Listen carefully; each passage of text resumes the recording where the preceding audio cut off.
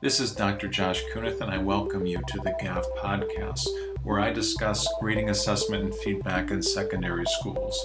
This is episode 2. I'll be focusing on navigating to a pass-fail grading system in the context of distance learning.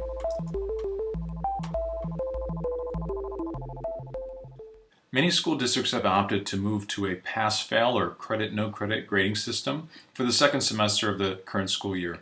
This has been a popular move primarily because of difficulties in providing students with the same quality and equitable educational experience through distance learning that they experienced before school closures.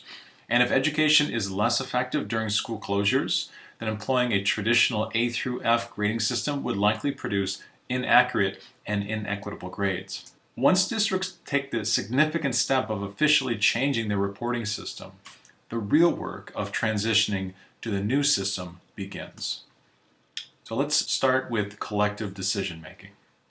If the new grading system is to produce grades with real meaning, decisions should be made collectively by a team composed of multiple school stakeholders. Without multiple perspectives, including those of students, teachers, parents, and administrators, the new system is unlikely to fulfill the needs of the primary parties involved in the process.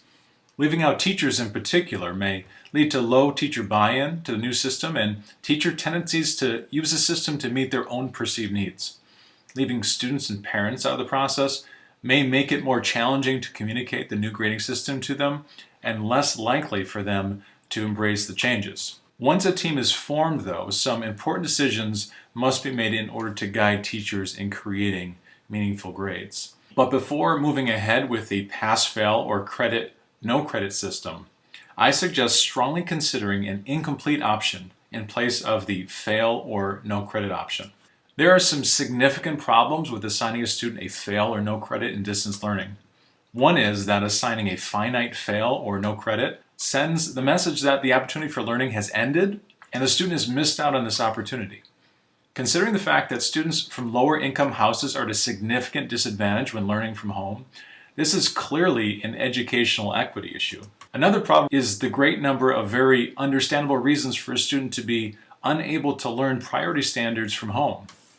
If our true intent is to teach with grace and understanding during this trying time, as many rightfully say it is, then assigning a fail or no credit may violate these principles. So here are just a handful of potential reasons that a student may be unable to adequately learn during school closures. Personal family sickness, high stress levels, work, inconsistent or no access to a computer device, inconsistent or no access to the internet, difficulties learning online, challenges with technology, inadequate instruction, various disturbances at home, learning disabilities, various special needs, difficulty sleeping, caring for siblings, a lack of food, a lack of shelter.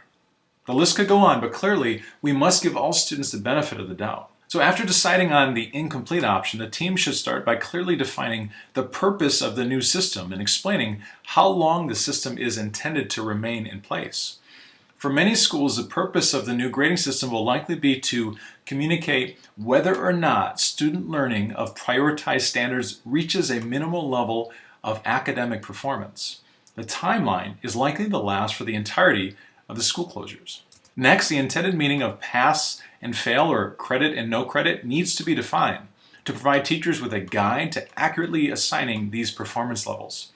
If schools choose the incomplete option, this too must be defined. A definition of the pass or credit level should likely indicate that a student's level of learning is exceeding proficiency, at proficiency, or approaching proficiency. In traditional grading systems, these performance levels are often translated as A, B, and C. However, I do not recommend communicating this type of translation to teachers and students because too often letter grades mean many different things to different teachers.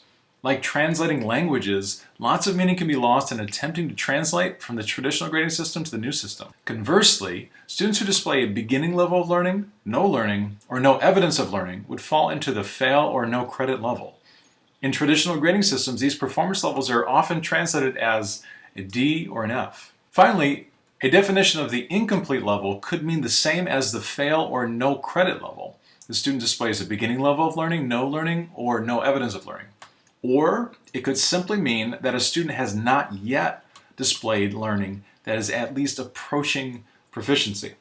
The latter definition can help to support a growth mindset in students and teachers and support policies that allow students to continue to learn and show evidence of their learning of the semester priority standards long after the semester has concluded. But one of the most challenging parts of navigating this new grading system may be in calculating semester grades, as it requires combining the traditional A through F system with the new system. To do so, teachers should consider the learning targets/standards that they're reporting on for the semester. I recommend that teachers only report on those targets/standards that they taught before school closures. Doing so will help to reduce the effects of inequitable implications of school closures on grades.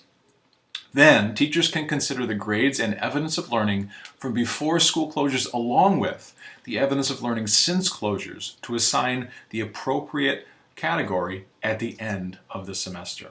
So some final thoughts. Schools have important decisions to make when navigating to a pass-fail or similar grading system.